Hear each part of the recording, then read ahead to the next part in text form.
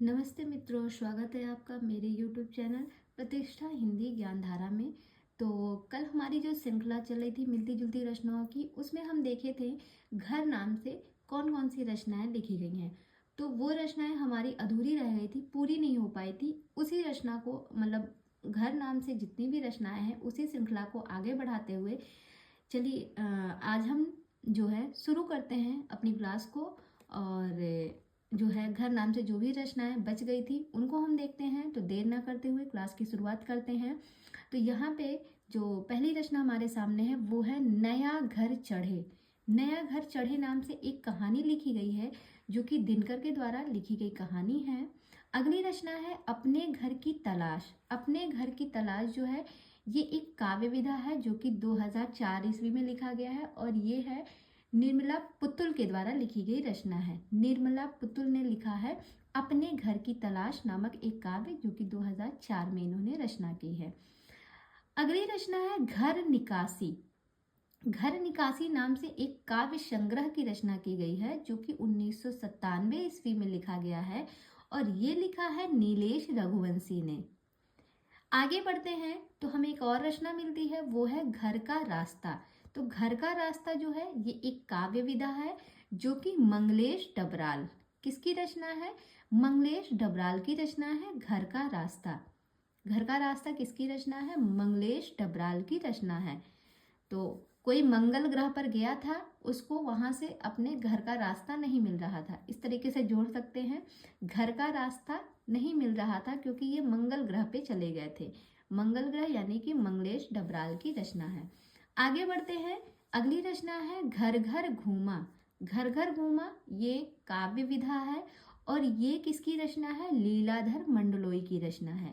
किसकी रचना है, लीलाधर मंडलोई की रचना है। तो कहते हैं घर घर घूमा, लीला करनी थी तो लीला करने के लिए क्या किए, ये घर घर घूमे। लीला करनी थी इन्हें, लीला करने के लिए क्या कर रहे थे, ये घर घर घूम रहे थे कि हमें लीला करनी है। तो घर घर घूमा, क्यों घूमा, क्योंकि इनको लीला करनी थी, यानी कि लीलाधर मंडलोई की रचना हो गई। अगली रचना की बात करें तो अगली रचना है हमने उनके घर देखे। ये एक काव्य विधा है जो कि 2001 में लिखी गई रचना है और ये लिखा है भगवत रावत की। किसकी रचना है, भगवत रावत की रचना है हमने उनके घर देखे।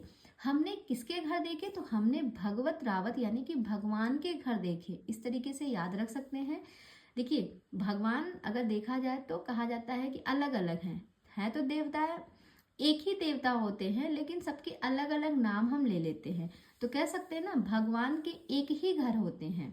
कोई जैसे कह सकते हैं कि कोई कोई विष्णु जी की पूजा करता है, कोई शंकर जी को बहुत मानता है, कोई दुर्गा जी को बहुत मानता है, कोई कृष्ण भगवान को मानता है। है तो सभी भगवान ही ना। तो कह सकते हैं कि भगवान होते एक हैं बट लोग मानते अलग अलग हैं।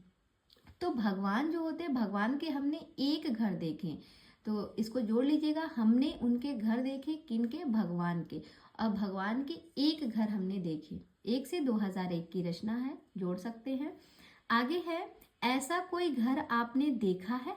ये एक काव्य विधा है जो कि 1986 ईस्वी में लिखी गई है। ये अज्ञेय की रचना है।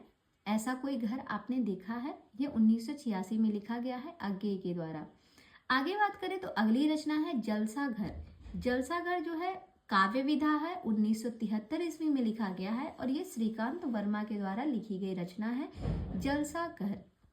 अगली रचना है यातना घर। यातना घर किसकी रचना है, गिरिराज किशोर की रचना है यातना घर। आगे बढ़ते हैं तो एक रचना हमें मिलती है तलघर। तलघर नाम से जो रचना की थी वो किया था रमेश बख्शी ने। रमेश बख्शी ने एक रचना लिखी थी जिसका नाम था तलघर। आगे बढ़ते हैं तो एक रचना है चल खुसरो घर आपने। इस नाम से एक कहानी लिखी गई है, कब लिखी गई है, 2000 में। और ये कहानी किसकी है, मिथिलेश्वर की कहानी है। चल खुसरो घर आपने, ये मिथिलेश्वर के द्वारा लिखी गई कहानी है और कब की है, 2000 की कहानी है। तो कहते हैं चल खुसरो घर आपने, तो कहते हैं कहाँ पे चले, तो कहते हैं मिथिला में चले। खुसरो मिथिला में चलते हैं, वहीं पे अपना घर है। तो याद रख सकते हैं चल खुसरो घर आपने, तो कहाँ चलना है अपने घर पे, मिथिला में हमारा घर है, इस तरीके से याद रख लीजिएगा।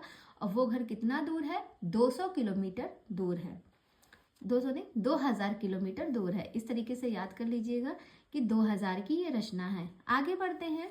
अगली रचना आपको मिलती है आओ पेपे घर चले। आओ पेपे घर चले नाम से एक कहानी लिखी गई है जो कि 1990 ईस्वी की है और ये प्रभा खेतान की रचना है। किसकी है? प्रभा खेतान की रचना है। और देखिए खेत में जो है, ये सभी लोग खेत में गए थे, तो खेत में जब जाते हैं फिर वहां से कहते हैं कि चलिए आओ चलो अब घर चलते हैं। तो आओ पेपे घर चले, क्योंकि ये लोग खेत में गए थे तो खेत से फिर वापस हो रहे हैं। इस तरीके से जोड़ लीजिएगा। खेत से वापस कहाँ जाना है? घर जाना है। खेत देखने जाते हैं ना गांव में लोग, जब शहर से कोई बहुत दिन बाद गांव में जाता है तो फिर कहते हैं चलिए चलो थोड़ा सा गांव का नज़ारा ले लेते हैं, खेत तो घूम आते हैं। तो वैसे ही खेत में गए थे, फिर खेत में जब जाते हैं फिर वहां से कहते हैं आओ पेपे अब घर चले। तो ये किसकी हो गई? खेतान की हो गई, यानी कि प्रभा खेतान की, और ये 1990 में लिखी गई कहानी है। अगली रचना है 16 छतों वाला घर। 16 छतों वाला घर इस नाम से एक कहानी लिखी गई है जो कि कमलेश्वर ने लिखी है। अगली रचना है गांव का घर। गांव का घर एक कविता है जो कि ज्ञानेंद्र पति के द्वारा लिखी गई रचना है। आगे देखते हैं तो एक रचना हमें मिलती है घर की याद। ये कविता, ये भी कविता ही है और ये लिखा है भवानी प्रसाद मिश्र ने, घर की याद। आगे बढ़े तो एक रचना है जो मेरे घर कभी नहीं आएंगे। इस नाम से एक कविता लिखी गई है जो कि विनोद कुमार शुक्ल के द्वारा लिखी गई रचना है। जो मेरे घर कभी नहीं आएंगे, ये एक कविता है। आगे बढ़ते हैं। अगली रचना है घर रहेंगे। इस नाम से एक कविता लिखी गई है जो कि नरेश मेहता ने लिखी है। घर रहेंगे। घर रहेंगे कौन? नरेश। नरेश मतलब राजा। राजा जो है वो कहाँ पे रहेंगे? वो घर रहेंगे। इस तरीके से याद लेके रखिएगा। घर कौन रहेगा? राजा। भाई राजा का ही घर में अधिकार होता है ना, तो घर रहेंगे कौन? राजा रहेंगे। राजा यानी कि नरेश। अगली रचना है घर। घर नाम से एक कविता लिखी गई है जो कि अज्ञे की है। आगे है घर की तलाश। घर की तलाश नाम से एक कहानी लिखी गई है जो कि राजेंद्र यादव के द्वारा लिखी गई कहानी है, घर की तलाश। अगली रचना है घर। घर नाम से एक उपन्यास लिखा गया है जो कि विभूति नारायण राय की रचना है। घर नाम से, और विधा क्या है? उपन्यास है, और लिखा किसने है? विभूति नारायण राय ने। आगे बात करें तो एक रचना हमें मिलती है घर नाम से, कहानी है। विधा क्या है? कहानी लिखी गई है जो कि दिनेश ठाकुर के द्वारा लिखी गई कहानी है। आगे मिलते हैं तो अगली रचना है मेरा घर। मेरा घर नाम से कविता लिखी गई है जो कि योगेश कौशिक की रचना है। विधा क्या है? कविता है।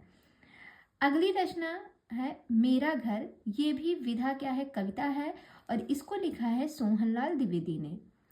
एक रचना और है, वो भी नाम क्या है? मेरा घर ही है रचना, और ये भी विधा क्या है? कविता ही है, और ये त्रिलोचन ने लिखी है रचना।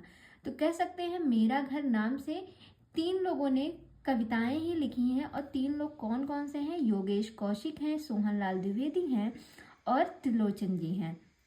तो कभी कभी प्रश्न बनता है, मिलान करके दे देता है कि बताइएगा इनमें से मेरा घर नाम से जो कविता लिखी गई है निम्न में से किसकी नहीं है। ये 3 नाम ये दे देंगे, एक चौथा कोई और नाम दे देगा, तो आपको पता करना रहेगा कि वो जो चौथा नाम रहेगा आपको उस पर टिक करना रहेगा। तो ऐसे भी प्रश्न बनते हैं परीक्षा में। आगे बढ़ते हैं। अगली रचना है मेरा घर है। मेरा घर है ये एक कविता है जो कि माखनलाल चतुर्वेदी के द्वारा लिखी गई कविता है। आगे मिलते हैं। एक रचना है घर से घर तक। घर से घर तक ये क्या है? ये संस्मरण है, और ये रामदर्श मिश्र की रचना है। राम के दर्शन के लिए हम घर से घर तक जाते हैं, एक घर से दूसरे घर तक जाते हैं। एक घर क्या? अपने घर से दूसरे घर कहाँ? राम जी के दर्शन के लिए राम जी के घर पे जाते हैं। इस तरीके से कह सकते हैं कि घर से घर तक जो संस्मरण विधा है ये रामदर्श मिश्र की रचना है। और एक लास्ट रचना है गंगा का घर। गंगा का घर नाम से 2 लोगों ने रचनाएं की हैं। एक तो लिखा है जयशंकर प्रसाद ने, और दूसरे जो लेखक है वो हैं ज्ञानेंद्र पति। तो इन दोनों की रचना है गंगा का घर। गंगा का घर नाम से 2 लोगों ने रचनाएं लिखी हैं। तो आज की क्लास जो है यहीं पे समाप्त होती है। घर नाम से हमने जितनी भी रचनाएं देखनी थी वो हमने देख ली है। इसकी क्लास जो है आपको 2 पार्ट में मिलेगी। पहला पार्ट मैंने कल अपलोड किया था। इसका आगे का पार्ट जो है ये पूरी रचना इसमें कंप्लीट हो गई हैं। उम्मीद करते हैं आपको क्लास अच्छी लगी होंगी। जैसी भी लगी है आप कमेंट करके प्लीज़ बताइएगा। और अगर आप मेरे चैनल पे नए जुड़े हैं तो प्लीज़ मेरे चैनल को लाइक कीजिए, सब्सक्राइब कीजिए और अपने दोस्तों में ज़रूर शेयर कीजिए। जो लोग भी हिंदी सब्जेक्ट से तैयारी कर रहे हैं उनके लिए ये क्लास जो है बहुत ही हेल्पफुल होने वाली है। तो ठीक है, मिलते हैं कल एक नए शब्द के साथ। तब तक के लिए बाय बाय, टेक केयर।